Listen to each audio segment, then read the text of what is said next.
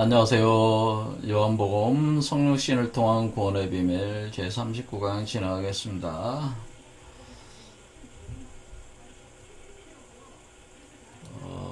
오늘은 그 9장, 지난 시간에서 9장 보게 된 맹인과 바리새인들 얘기를 보겠습니다. 여기 내용은 뭐 특별한 건 없기 때문에 그냥 읽어보진 않고 제가 설명을 드리자면은, 그러니까 그 예수가 소경을 고쳤죠. 소경을 고쳤다고 하는 그 에피소드가 지난 시간에 본 거죠. 그런데 고칠 때에 예수가 자기 침을 뱉어서 진흙으로 이겨가지고 소경의 그 눈에다가 발라줬죠. 발라주니까, 그리고 그 실로암이라는 연못에 가서 눈을 씻으라고 하니까 이 소경이 가서 씻고 나서 눈이 밝아졌다. 그러니까 보게 됐죠. 보게 되니까 보게 돼서 자기를 고친 예수를 두리번거리면서 찾았는데 예수는 이미 사라졌어요. 사라졌는데 원래 이 소경이 거의 날 때부터 소경이었기 때문에 이 사람이 소경인 줄 많은 사람들이 알고 있었죠. 그래서 갑자기 눈을 뜨고 이렇게 다니니까 소경에서 이제 벗어나는 거니까 굉장히 엄청난 기적이죠. 엄청난 기적이니까, 이 소경을 데리고 바리새인들에게 이제는 데리고 간 거예요. 너무 놀라운 일들이다 하면서. 그래서 바리새인들한테 이제 데려가면서 이제 오늘 요 13절부터 이제 얘기가 진행이 되는 거죠. 그런데 이제 바리새인들은 어쨌거나 그 예수를 제거를 하려고 지금 그 계속 어떤 그 작전을 짜고 그 기회만 엿보고 있는 상태였습니다. 그래서 바리새인들한테 데려가니까 바리새인들이 이 소경이 눈 뜬 것을 얘기를 듣고 굉장히 놀라웠겠죠. 하지만은 놀라워하는 바리새인들도 있고, 이대로 놔두다가는 자기네 그 만든 기득권이 다 무너질 수도 있다는 그 공포심을 느끼는 바리새인들도 있을 겁니다. 어떻게든 예수를 제거를 해야 되겠다고 더 강하게 마음을 다잡는 자들도 있는 거죠. 그래서 일단은 눈을 뜨게 한 날이 이게 안식일이니까 요거 가지고 이제 걸고 넘어지는 거죠. 아니, 안식일에 어떻게 그 눈을 뜨게 하냐? 이거 일한 거 아니냐? 말 그대로 안과 의사가 이렇게 눈 수술하듯이 눈 수술한 거 아니야? 이런 개념이 돼가지고, 아니, 뭐, 병원 문 열어가지고 눈 수술한 거 일한 거 아니냐? 그런 개념이에요. 그러니까, 어떻게 일을 한 거니까 이거는 그 모세 율법에 어긋나는 짓이다. 가만둬선 안 된다. 뭐 이런 식으로, 그러니까, 우리 같이 이제 평범한 사람들이 듣기에는 굉장히 말도 안 되는 얘기를 하는 거죠. 그러면서 또 다른 바리새인들은 아니 그건 그거고 어쨌거나 이게 그 소경의 눈을 이렇게 그 거의 일평생을 소경으로 살았던 사람의 눈을 뜨게 한 거는 너무 엄청난 일 아니냐 하면서 이거 도대체 어떻게 이걸 이해해야 되냐고 갈팡질팡 하는 거예요. 그러니까 서로 자기네들끼리 막 논쟁을 하는 거죠. 막 논쟁을 하면서 한번 그 사람이 왔으니까 이제 물어보는 거죠. 그래서 이제 직접 물어보는, 자기네들끼리 이제 논쟁을 해서 답이 안 나오니까 다시 한번 한번 조사를 해보자. 이거를 어떻게 좀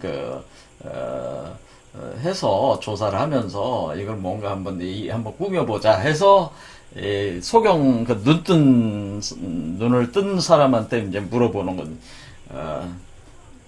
너는 눈을 뜨게 됐는데, 눈을 뜨게 한 자가 예수라는 자인데, 그 자가 어떻게 생각하느냐라는, 너는 어떻게 생각하느냐, 그러니까, 그 사람을 어떻게 생각하냐, 그러니까, 이 사람은 어땠어요? 자기가 몇십 년 동안 해도 이렇게 소경으로 지났는데 눈을 뜨게 됐는데, 엄청난 일이잖아요. 그러니까 이게 예수를 선지자다라고 단도직입적으로 얘기하게 되는 거죠. 너무 놀라운 일이니 선지자다. 그럴 수밖에 없죠. 장님에서 눈이 떴는데. 그러니까 바리새인들이 얘는 우리 편으로 끌어들일 수 없겠구나 이렇게 생각을 하고 어떻게 돼?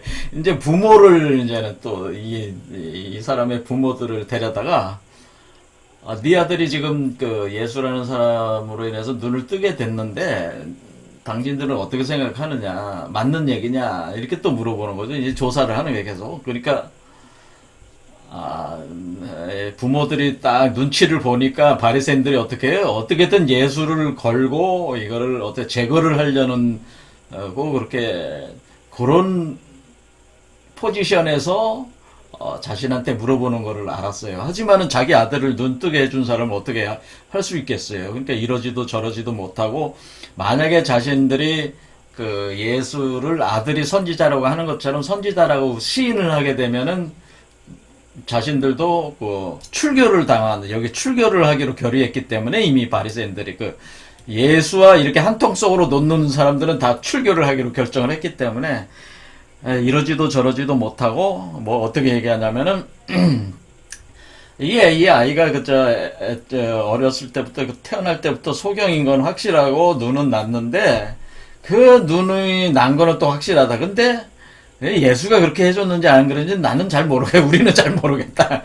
아니 현장에 없었으니까 그거에 맞는 얘기죠. 그러니까 하면서 그 애도 다 자랐으니까 이 애가 또 얘기하는 게 맞지 않겠냐. 물어봐라 직접. 우리는 잘 모르겠다.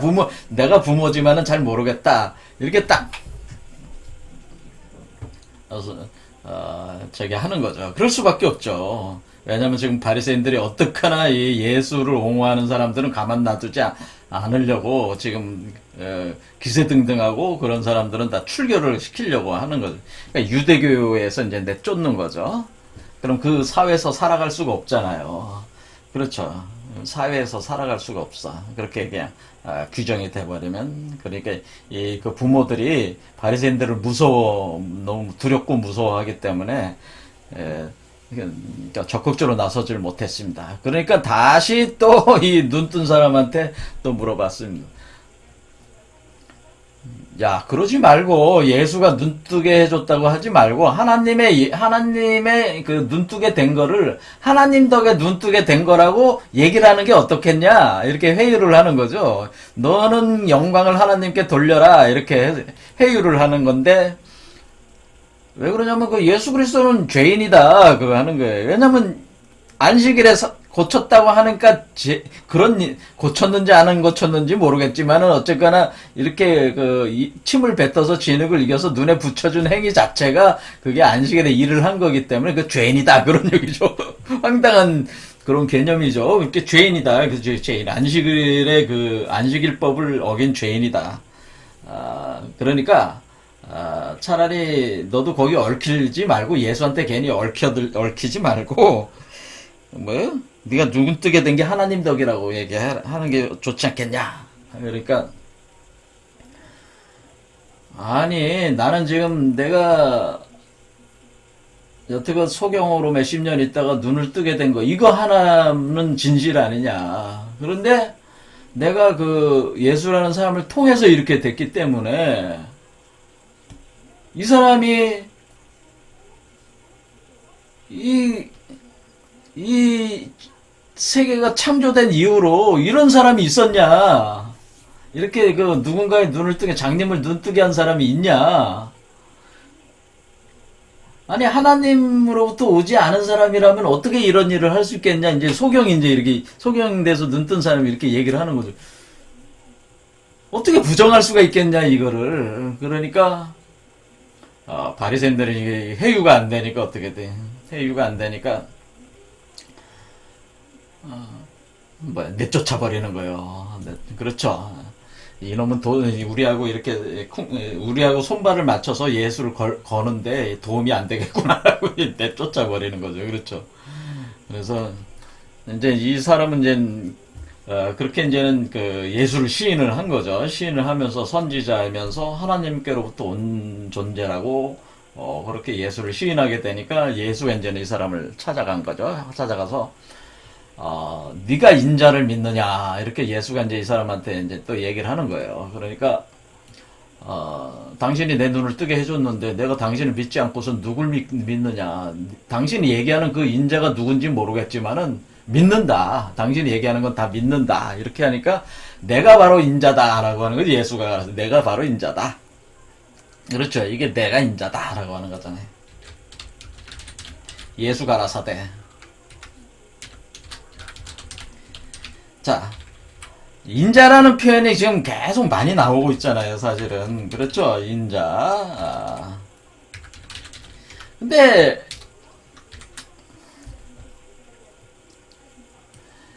이게 사람의 아들이라는 뜻이에요, 사람의 아들은. 그러니까 여러분들은 기독교인들, 이분들은, 아니, 보통 하나님의 독생자로 알고 계시잖아요, 예수를. 그렇죠, 하나님의 독생자들로 알고 계신데, 하나님의 독생자니까 하나님의 아들이잖아. 하나님의 유일한 아들로 알고 있잖아요. 그렇죠? 기독교인들은 예수를 하나님의 유일한 아들, 유일한 아들로 안다. 이건 뭐야? 하나님이 천자. 그러니까 이거는 하나님의 유일한 아들은이라는 건 하나님의 유일한 아들이니까 이거는 천자잖아, 천자. 하늘의 아들이자, 하늘의 아들. 천자야, 천자. 그런데 천자인데 어떻게 예수는 자꾸 자기를 인자라고 이렇게 하는 걸까요? 저는 과거에 이 성경, 이거, 인자라는 단어를 계속 보면서, 이게 이 소설책 누가 썼어? 이문열이라는 사람이 사람의 아들이라는 책 썼잖아요. 이문열 아시죠?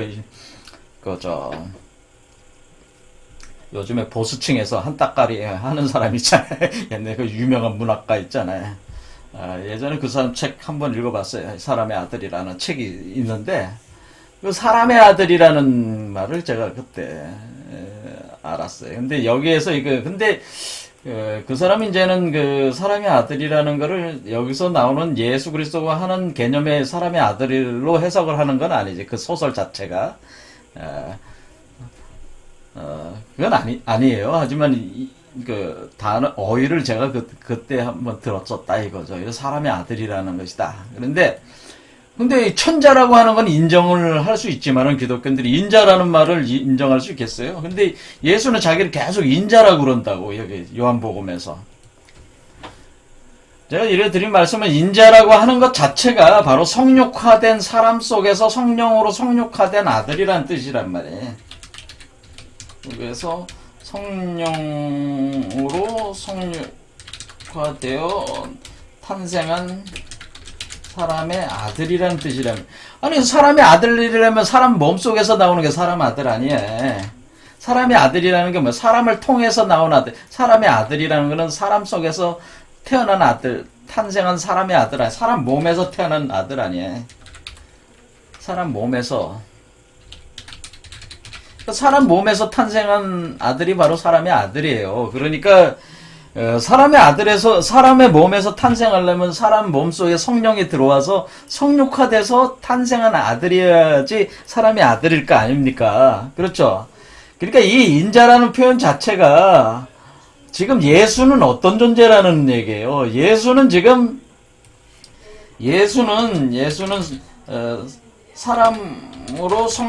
사람을 통해서 성육한 아들이란 뜻이잖아요. 그렇죠? 그러니까 하나님 말씀이 육화가 됐다는, 사람을 통해서 하나님 말씀이 육화돼서 성육한 아들이 바로 이게 사람을 통해서 성육화가 돼야 되는 거 아니에요. 그러니까 이 인자라는 표현 자체가 성육화라는 개념, 성육신이 된다고 하는 것을 직결적으로 얘기해주고 있는 거잖아요, 지금. 그렇죠. 그러니까 요한복음의 핵심 사상이, 그러니까 제가 계속 얘기하지만은, 주제가 뭡니까? 성육신을 통한 성육신이라는 거 아닙니까? 성육신? 그러니까 이 인자라는 표현 하나 가지고 성육신에 대한 계속 그걸 보여주고 있는 거예요. 그렇죠. 성육신을 상징하는 어휘란 말이에요. 이게 인자가. 성육신 개념을 표현해주는 어휘가 인자다, 그 얘기예요.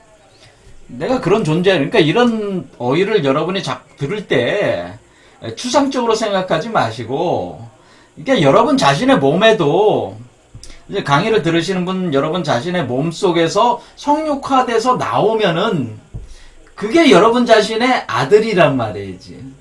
인자란 말이죠. 그러니까 인자라고 하는 것은 인자는 고유 명사가 아니고 이게 뭐예요? 어떤 특정한 예수라는 한 존재에 국한된 고유 명사가 아니고 인자는 보통 명사예요. 그러니까 인자라고 하는 건 제 몸 안에서 성육화돼서 저의 몸 안에서 그리스도가 나오면은 그거는 저의 인자죠. 저의 아들이죠. 마찬가지로 강의를 들으신 분들의 몸속에서 태어나는 거는 뭐예요? 그게 인자죠. 그게 다 인자란 말이에요, 사실은. 그렇죠. 그러니까 그런 것들이 다 인자란 말이에요. 그러니까 인자는 하나가 아니고 그렇게 성육화된 존재들이 나온 그 존재들에 대한 보통 명사다 이겁니다. 인자가. 그래서 네가 인자를 믿느냐라고 하는 것은 이 소경이 이 사람이 그 소경에서 눈을 뜨게 된다는 것은 어떻게 보면 제3의 눈을 뜨게 되는 제 눈을 뜨게 되는 건데 이 뜨게 되는 이것 자체가 성육화 과정이다. 그 얘기 사실은. 그래서 인자를 믿느냐. 그 믿음대로 이루어지는 거 아니에요. 지금 믿고자 하나이다. 이제 믿음대로 이 사람은 이루어진 거다. 사실은 그런 거죠. 그래서 내가 그를 보았거니와 지금 너와 말하는 자가 그이니라. 그런 얘기. 근데 이것이 직접 예수라는 물리적인 피지컬 세계의 예수를 만난 것인지 아니면은 이 원래 소경에서 눈을 뜨게 된 이 사람이 자신 안에서 태어나고 있는 그 인자를 성육화되고 있는 인자를 보게 된 것인지 그거는 알 수는 없어요. 이건 두 개 다 그것이 뭐냐면은 이런 마치 이런 어떤 상징적인 듯 하면서도 물리적인 것이 이렇게 섞여 있어가지고 지금 여기서는 정확하게 판단을 할 수는 없습니다. 하지만은 이 사람이 그 소경에서 눈을 뜨게 되는 것, 이 에피소드가 가지고 있는 내용 자체가 사실 성육화 과정을 표현하고 있거든요. 사실은. 그렇기 때문에 사실 인자로 탄생하고 있는 과정을 표현하고 있는 게 이 에피소드거든요. 그래서 이거를 상당히 심오하게 해석할 수 있으면 또 해석할 수 있겠다. 그런 얘기입니다.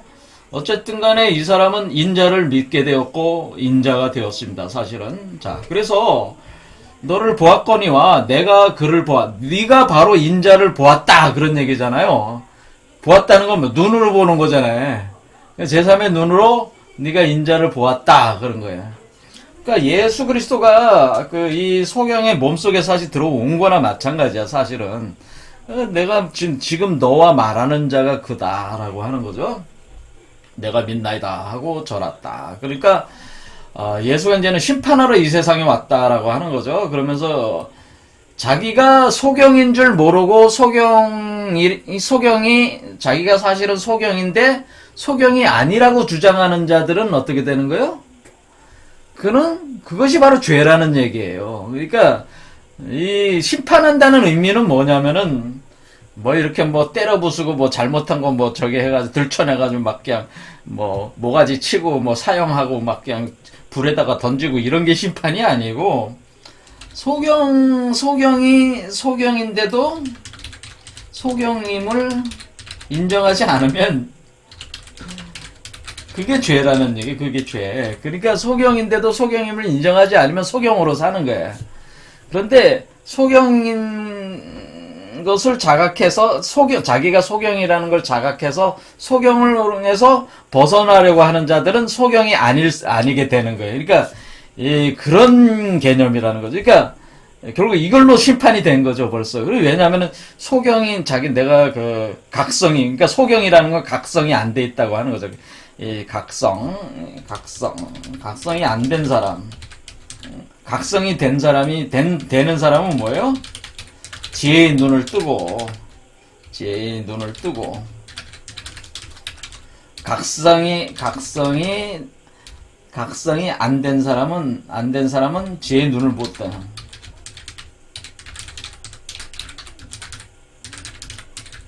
문제는 뭐냐면은 자신이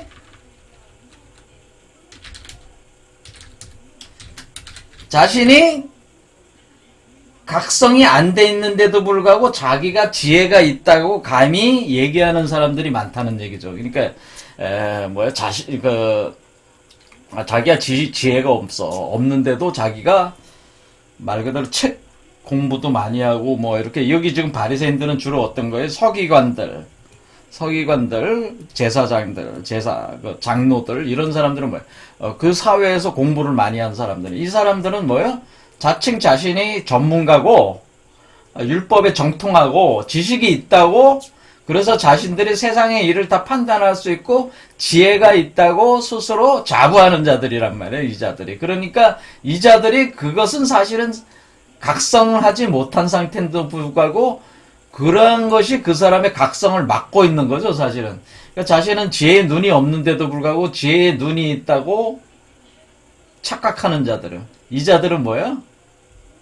계속 지혜의 눈이 없는 상태에서 살아가야 되는 거예요. 그러니까 죄의 상태에 계속 있어야죠. 그렇죠. 그런데 반해서 오히려 아무런 공부도 안 한 사람들, 무지렁이 같은 사람들은 어때? 오히려 겸손해야 되는, 겸손해. 그렇죠. 난 아무것도 몰라. 그렇죠. 모르니까, 모른다는 걸 인정하는 거. 그렇게 되면 어떻게 돼요? 거기서부터 이제 각성을 할 수 있는, 또 그게 생긴다고 하는 거죠. 그러니까 이런 식으로, 이제, 오히려 그러니까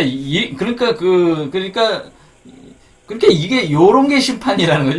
요런 개념으로 결국 결정이 나는 거기 때문에 결국 여기서 이제 중요하게 보는 건 뭐겠습니까?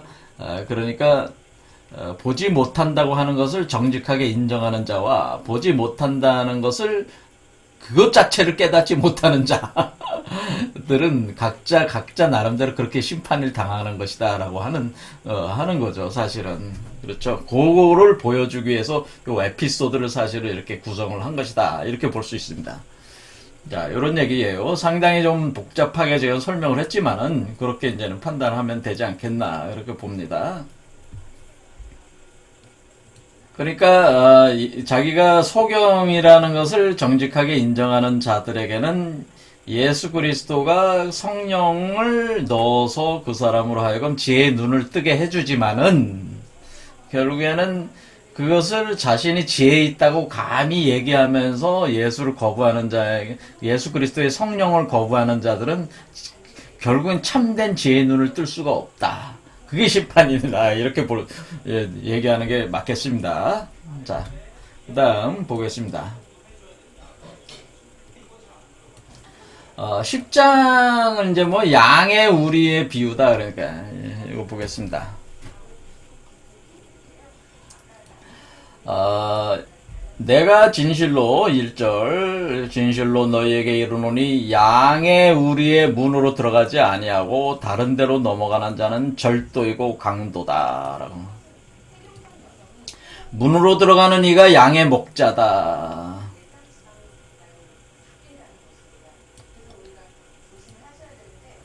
문지기는 그를 위하여 문을 열고 양은 그의 음성을 듣나니 그가 자기 양의 이름을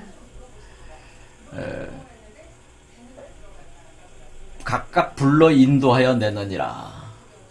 자기 양을 다 내어 놓은 후에 앞서가면 양들이 그의 음성을 아는 고로 따라오되 타인의 음성은 알지 못하는 고로 타인을 따르지 아니하고 도리어 도망하느니라. 예수께서 이 비유로 저희에게 말씀하셨으나 저희는 그 하신 말씀이 무엇인지 알지 못하니라. 자, 이 말씀을 했지만 이게 도대체 무슨 말인지 알아들을 수가 없었어요, 제자들이. 그러니까 예수가 다시 이 말에 대해서 다시 부연해서 또 설명을 하면서 또 얘기를 하게 됩니다. 7절 여기부터 보겠습니다. 그러므로 예수께서 다시 이르시되 내가 진실로 진실로 너희에게 말하노니 나는 양의 문이다 라고 했습니다. 나는 양의 문이다. 나보다 먼저 온 자는 다 절도고 강도니 양들이 듣지 아니하였느니라. 내가 문이니 누구든지 나로 말미암아 들어가면 구원을 얻고 또는 들어가며 나오며 꼴을 얻으리라.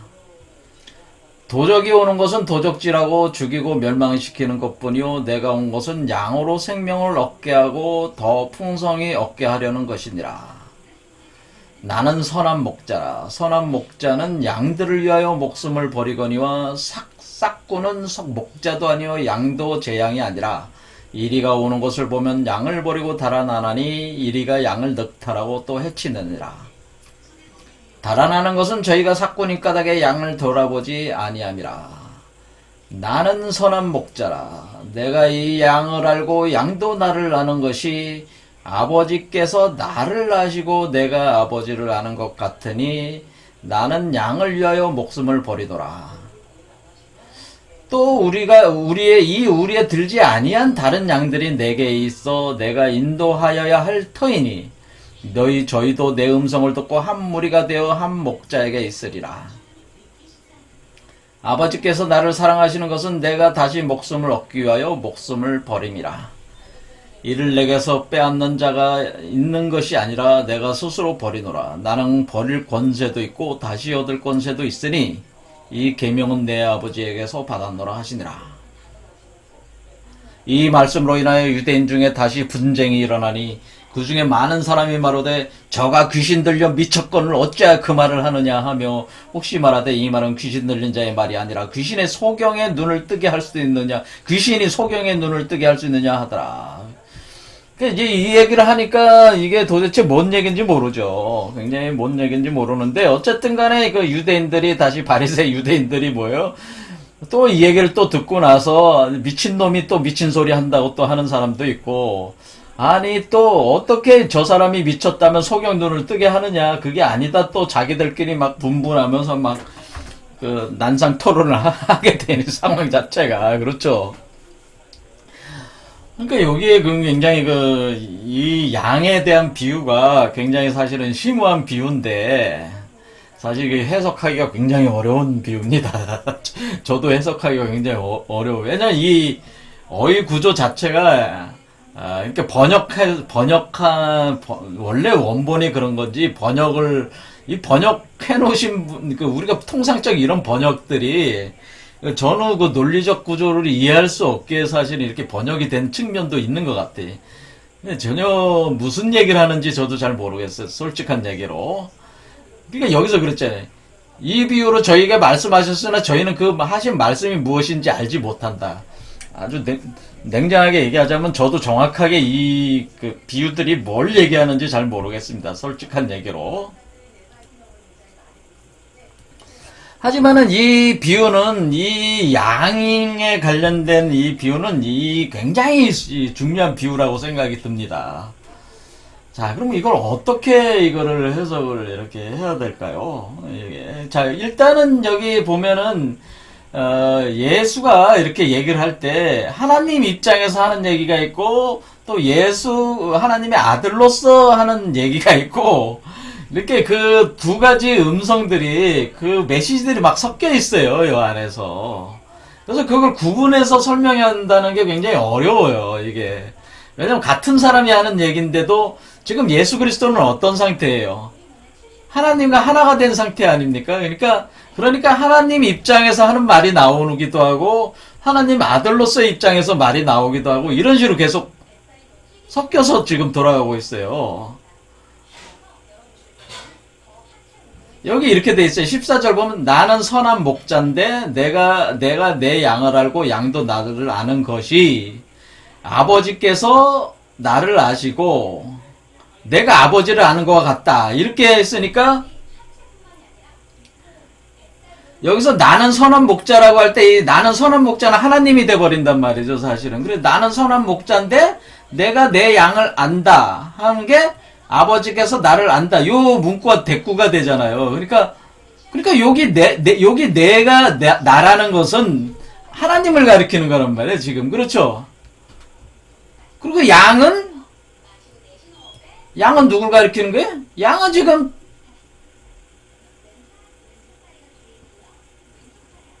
하나님에 의해서 성육화돼서 나오는 존재를 가리키는 거예요. 이 경우는 뭐예요?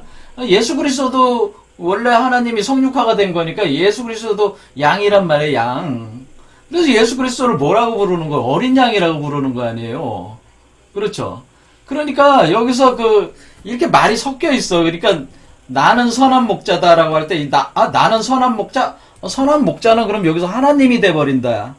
내가 내 양을 한다고 할 때 양은 성육화돼서 나오는 존재를 가리키는 것이다. 양도 나를 한다는 건 뭐예요? 성육화가 돼서 나오는 존재는 그 하나님 목자가 아버지니까 아버지를 아는 거죠. 그것이 마치 내가 아버지를 아는 것과 같다. 이 대꾸만, 요 대꾸만 이렇게 보면은, 선한 목자가 하나님을 가리키는 것이고, 양은 성육화돼서 나오는 존재를 가리키는, 표현이잖아요. 그래서 나는 양을 위하여 목숨을 버리노라는 건 하나님이 양을 위해서 목숨을 버린다. 하나님이 목숨을 버릴 수가 있어요? 그런 표현이 아니고, 이것은 죽음의 세계에 들어갔다 다시 나온다는 그런 표현이에요, 사실은. 양과 함께. 자, 그런 얘기인데, 그러니까 이것을 하나님과 이렇게 성부, 성자, 성령이 하나님과, 성부, 성자, 성령이 삼위일체적 관점에서 볼 때에 이런 언어들이 이렇게 하나님 입장에서 하는 말과 아들로서의 입장에서 하는 주장들이 서로 막 섞여 있어가지고 설명하기 힘들었단 말. 그러니까 여기서 내가 진실을 주는 너에게 이르노니 양의 물이 우리의 문으로 들어가지 아니하고 다른 데로 넘어가는 자는 절도며 강도. 문으로 들어가는 이가 양의 목자다 할 때 이 양의 목자가 하나님이라는 거죠. 그러니까 문으로 들어가는 이는 하나님이라는 거죠. 양의 목자고. 그렇죠. 문지기는 문을 열고 할 때 문지기가 있는 그 문은 또 나는 양의 문이다. 예수께서 이르시되 내가 진실을 주는 너에게 말해 나는 양의 문이다. 그러니까 지금 뭐가 있는 거야? 양의 목자, 양의 문, 양. 이렇게 있는 거잖아요, 지금. 그렇죠.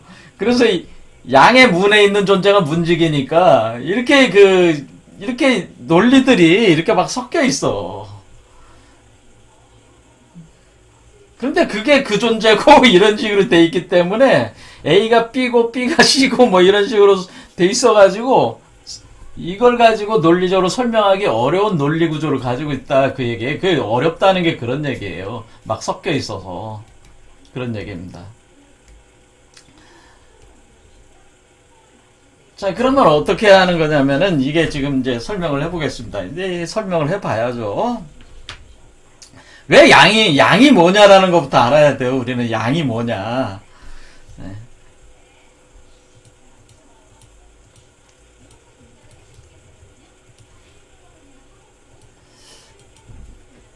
왜 양이라고 그러느냐, 이런 거죠. 왜 양이 무엇이냐라고 하는 거예요. 이게 굉장히 중요한, 거거든요. 한자로는, 이 양자를 쓰기도 하고, 또 한자로는 양미, 우리가 12지지로 보면은 이거 안일미자가 양미에 해당되거든요. 양이 무엇이냐라는 걸 알아야 돼요. 그 다음에 12황도로 보면은, RES라고 해가지고, 양자리가 있어요, 양자리. 그걸 가리키는 거예요. 이렇게. 상징, 그러니까 양이 가지고 있는 상징이 무엇이냐를 알아야 된다. 이거부터 파고 들어가야 돼요. 사실은. 그래서, 우리가 제가 생각을 할 때 기독교나 카톨릭 계열에서 이런 양에 관련된 이런 얘기 할 때 사실은 정확하게 이치를 알고 이렇게 접근해서 설명하는 사람이 별로 없을 것 같아요. 왜냐하면 이 상징 자체가 굉장히 어려운 상징이거든요. 그래서 그렇게 쉽게 생각할 수 있는 상징이 아니거든요. 자, 그러면은 이 상징이 어떤 상징이냐를 보면 우리가 이제 12황도, 구궁도 개념으로 이렇게 보면은 이제 구궁도 요걸로 보면은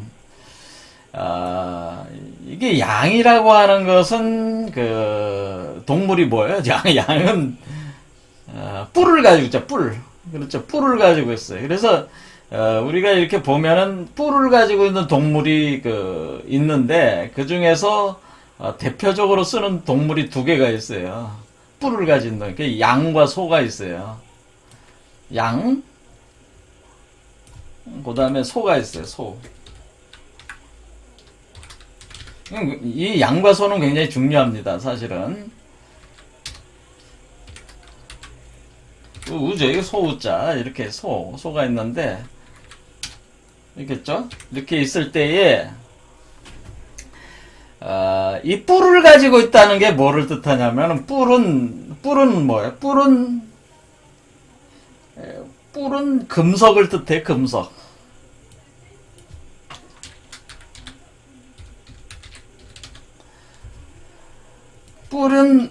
뿔이 있다고 하는 것은 몸에 금속의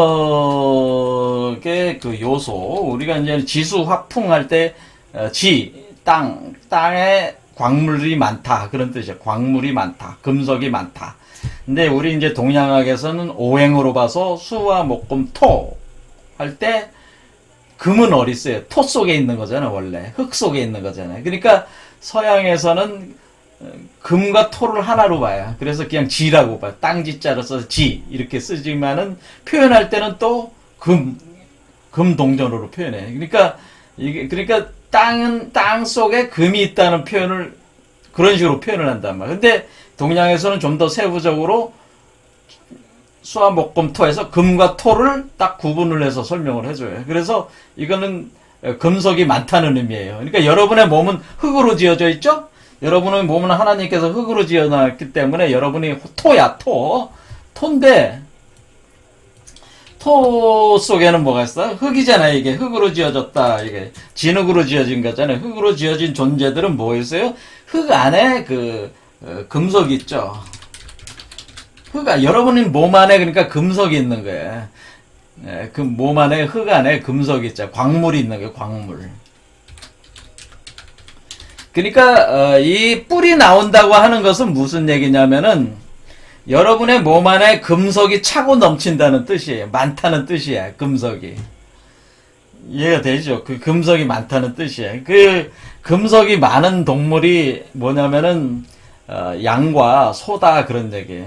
그러니까 소도 뿔을 이렇게 그려요. 소도 이렇게 뿔이 있고 양도 뿔이 있어요. 그렇죠? 뿔이 있어가지고 이 두 존재 다 어떤 특성이냐면은 몸 안에 그 금속이 많다는 표현이에요. 사실은 뿔이 있다고 하는 것은 이해가 되시죠? 그러면 이 소와 양과의 차이가 어디에 있냐라는 걸 이제 아셔야 된다. 그럼 소도 금속이 많고 양도 금속이 많은데 그 차이가 뭡니까? 그러면은 소는 그 차이를 이해를 할 때에 소는 요야 자축이며 진사오미 요거로 이해하면 돼. 소는 축이잖아요. 축. 여기 10축이란 말이야. 10축. 여기에 있단 말이야. 여기고 위치가. 그 다음에 양은 여기에 있단 말이야. 신미 여기 있죠. 여기 있으니까 여기야. 그러니까 이걸 우리 몸으로 치면은 축은 여기고요.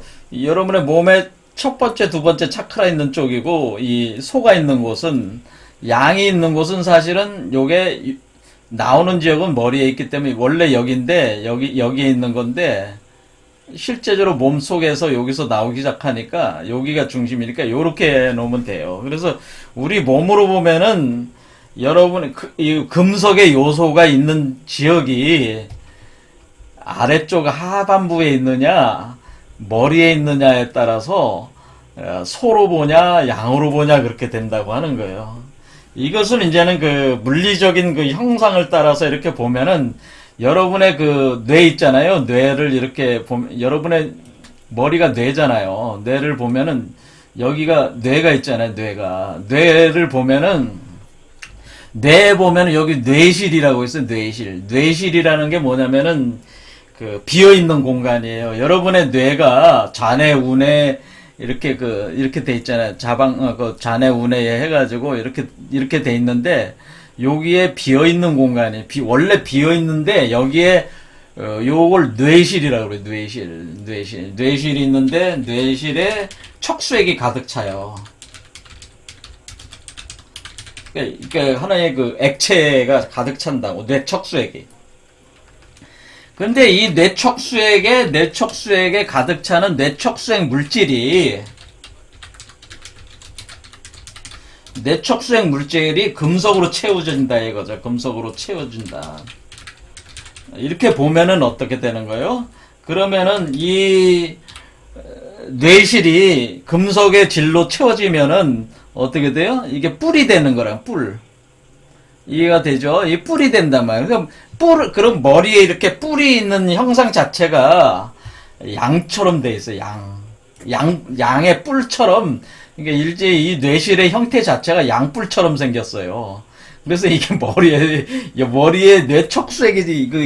뇌척수액 안에 금속의 물질들, 자, 여러분들이 사람 몸에 어떻게 금속이 이렇게 많냐, 이렇게 하실지 모르겠지만, 여기서 얘기하는 금속은 어떤 개념이냐면은, 영적인 금속이에요, 영적인 금속. 이해되시죠? 그러니까 이렇게 눈에 보이는 금속도 금속이지만은, 그거와 대응되는 영적인 금속 물질이라고 보면 돼. 그런 것들이 여러분의 머리에 이렇게 채워지면은, 이렇게 되잖아요. 그렇죠?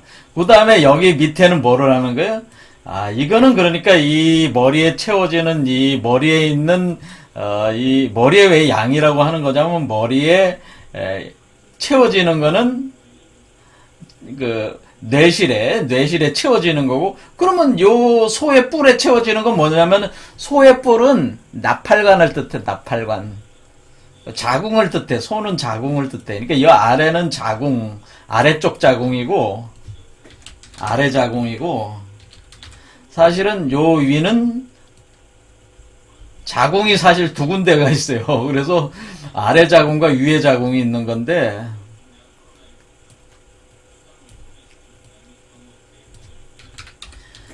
그러니까 이 머리에 있는 뇌실이 위에 있는 자궁의 역할을 하는 것이고, 그러니까 자궁이 어떻게 생겼어요? 자궁이 나팔관이 여러분의 자궁 모습을 보면은 어떻게 착상하는 고기가 있고, 그다음 나팔관으로 이렇게 돼 있는 게 뿔처럼 생겼어요. 이렇게 그 공간이 비어 있어요. 그것도 그렇지. 자궁에 공간이 비어 있잖아요. 그때 그게 소뿔처럼 생겼다고 사실은. 그러니까 밑에 있는 요게 그 여성의 그 자궁을 뜻하는 게 자궁과 같이 생겼어요. 그래서 거기에 만약에 우리가 아이를 잉태를 하게 되면 어때? 거기에 이 자궁의 물질이 채워져 가지고, 그 물질이 뭐예요? 금속의 물질이 채워져서 나오는 개념이 요게 소를 뜻하는 거고, 그 다음에 만약에 머리 쪽에서 이렇게 생성돼서 이렇게 여기서 채워져서 나오는 개념이면은 여기는 이제 위의 자궁, 이런 개념이 돼버리는 거예요. 근데 우리가 그 사람은 아래로 해서 나오는 거잖아요. 그 다음에 요거는 위로 해서 나오는데, 문제는 이 물질과 이 물질이 별개가 아니라는 거죠. 그러니까 이 물질이 생성이 돼서 위로 올라오고 또 내려오고 이런 식으로 운동을 한다는 거죠, 사실은. 그래서 소와 양을 왔다 갔다 하면서 운동하는데, 그 운동하는 그 흐름 자체를 자축, 인묘, 진사, 오미 이런 식으로 이렇게 돌면서 이렇게 운동을 한다는 거죠, 이렇게.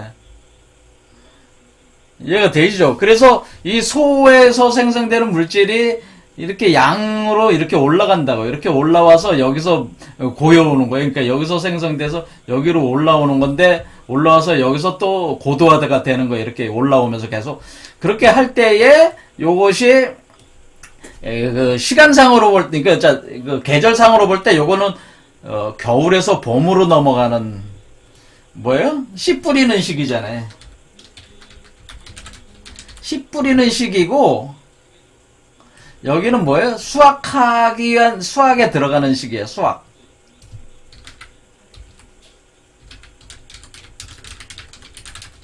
그러니까, 여기는 열매를 다 맺어가지고 수확하기 시작하는 곳이고, 여기는 그 열매 다 수확된 거를 다 저장을 한 뒤에 다시 뿌리는 시기란 말이에요. 씨 뿌리는 시기죠.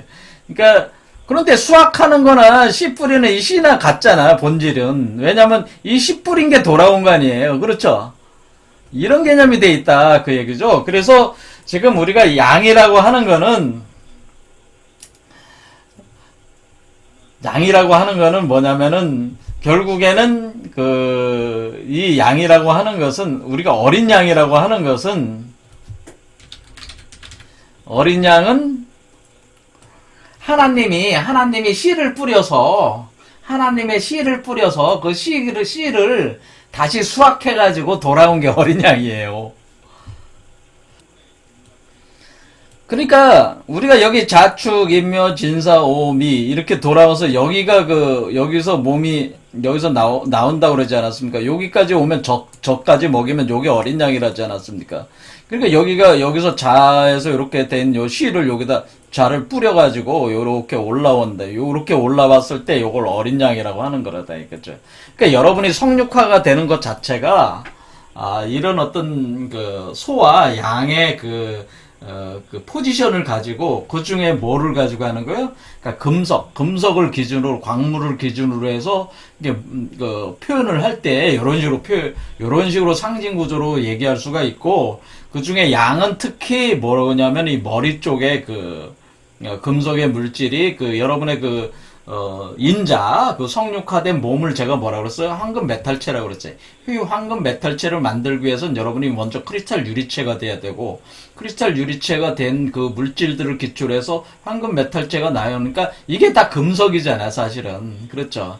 그래서 이 뿔이라고 하는 것은 금속의 그 물질들을 상징하는 거고, 머리 쪽에 이 뿔이 이렇게 한 것은 여기가 양뿔처럼 돼 있기 때문에 양을 상징을 해서 양으로 이렇게 상징해서 요걸 표현한 것이다 그런 얘기죠.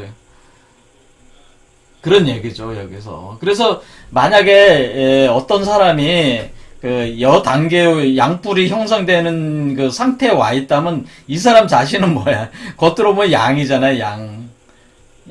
머리가 양이잖아요. 머리가 양이니까 몸이 그냥 팔다리 있는 양처럼 보는 거 아니에요 이게. 그렇게 상징이 되는 거 아니에요? 그러면은 사람이 양이 되면은 뭐예요? 그 사람을 갖다가 사람이 이 양이 된 사람을 누가 따라간다는 거예요?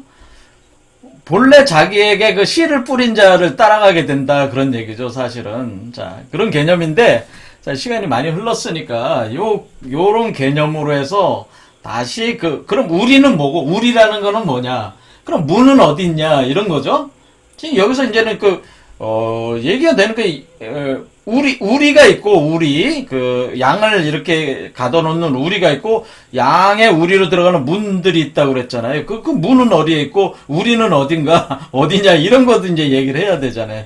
그러니까 이런 게 그 단순한 상징들로 돼 있는 게 아니기 때문에, 요건 좀 더 세부적으로 다시 분석을 해야 됩니다. 그래서 다음 시간에 하겠습니다. 오늘 여기까지 하겠습니다. 감사합니다.